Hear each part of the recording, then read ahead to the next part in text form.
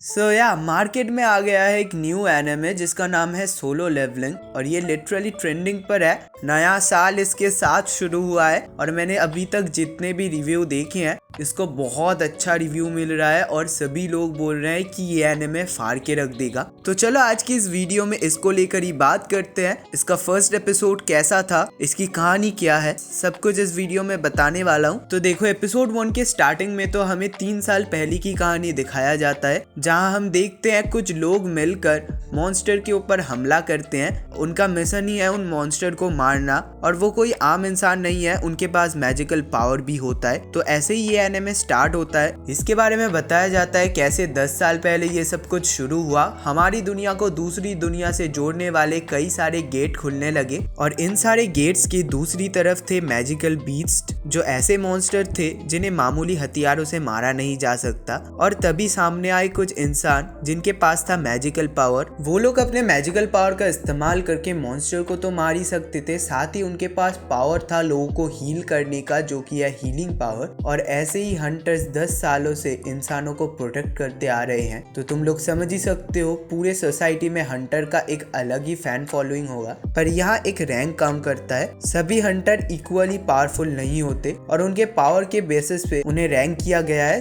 सबसे powerful Hunter होते हैं इस रैंक में और उसके बाद A, B, C, D और सबसे आखिर में होते हैं E रैंक, जिसमें 9 सीखिए हंटर्स होते हैं। जब भी हम किसी मॉन्स्टर को मारते हैं तो उन्हें मारने पर हमें एक स्टोन मिलता है। सभी स्टोन इक्वली पावरफुल नहीं होता। हम जितने पावरफुल मॉन्स्टर को मारते हैं हमें उतना ही ज्यादा स्टोन मिलते हैं। अब ये स्टोन कई प्रकार के होते हैं, जैसे एसेंशियल स्टोन, माना क्रिस्टल। और सोलो लेवलिंग के इस दुनिया में एक हंटर एसोसिएशन है जिनका काम है ये सारे स्टोन को कलेक्ट करना। ये स्टोन एक क्लीन एनर्जी का सोर्स है जिसका इस्तेमाल करके बिजली पैदा किया जा सकता है। और क्योंकि इस स्टोन को सिर्फ हंटर्स ही ढूंढ सकते हैं तो इसीलिए हंटर्स एक काफी बड़ा रोल निभाते हैं। तो ये था इसका प्लॉट। लेकिन यार, हर कहानी में एक हीरो होता है और इस कहानी में भी है। तो इसके बाद हमें देखने को मिलता है 3 साल बाद की कहानी। हमें दिखाया जाता है संग जिनवू को, जो एक E रैंक का हंटर है। इसे सबसे कमजोर हंटर भी बोला जाता है क्योंकि ये छोटे छोटे मिशन में भी घायल हो जाता है। संग जिनवू ही हमारे इस एनिमे का मेन प्रोटैगनिस्ट और ये कैसे जीरो से हीरो बनता है उसका ही कहानी है सोलो लेवलिंग। अब एपिसोड 1 में हम देखते हैं जिनवू जाता है एक छोटे रैंक वाले मिशन में, जहां उसका सभी मजाक उड़ाते हैं क्योंकि वो सबसे कमजोर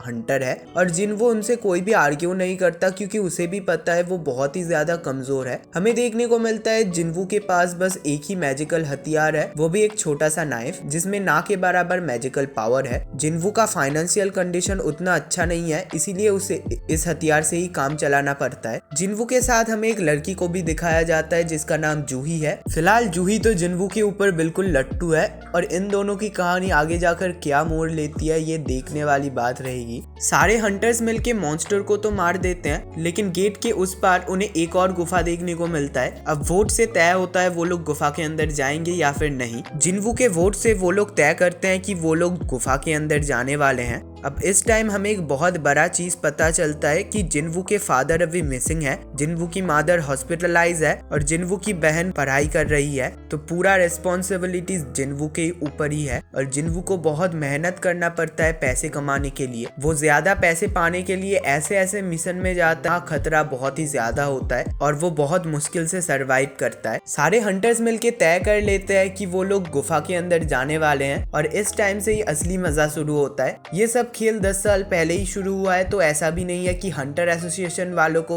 उन मिस्टीरियस गेट के बारे में सब कुछ पता है। तो सारे हंटर्स जब उस मिस्टीरियस गुफा के अंदर जाते हैं, वहाँ उन्हें एक जगह देखने को मिलता है जो मूर्तियों से भरा हुआ था और फिर शुरू हो जाता है वही क्रीपी खून खराबा। जिनवू बहुत ही ज्यादा डर जाता है क्योंकि ये बस एक D रैंक का मिशन था। मूर्तियों को हिलते हुए देखकर सभी लोग ही डर जाते हैं। अब सभी हंटर्स वहाँ से कैसे सरवाइव करते हैं ये हमें अगले एपिसोड में देखने को मिलेगा। तो कुछ ऐसा ही था सोलो लेवलिंग का एपिसोड 1। और तुम्हें पता है मुझे फर्स्ट एपिसोड के अंदर सबसे अच्छा क्या लगा? द एंट्री ऑफ चाहेन। मतलब वो क्या सीन था। मैं कह रहा हूँ ये लड़की बिल्कुल बवाल मचाने वाली है। और अगर मैं ओवरऑल पूरे एपिसोड की बात करूँ तो एपिसोड क्वाइट अच्छा ही था क्योंकि इस एनिमे की कहानी उतना ज्यादा कॉम्प्लेक्स नहीं है, एक सिंपल सा स्टोरी लाइन है। लेकिन यार ये दिमाग में रखना पड़ेगा कि ये बस एपिसोड 1 था और मुझे जितना लग रहा है सच में ये एनिमे आगे जाकर बवाल मचाने वाला है। मैंने इसका मानवा रीड नहीं किया है तो मुझे नहीं पता कि आगे क्या होने वाला है, लेकिन मैंने जब फर्स्ट एपिसोड को देखा तो पहले तो मुझे ये एक नॉर्मल एनिमे ही लग रहा था,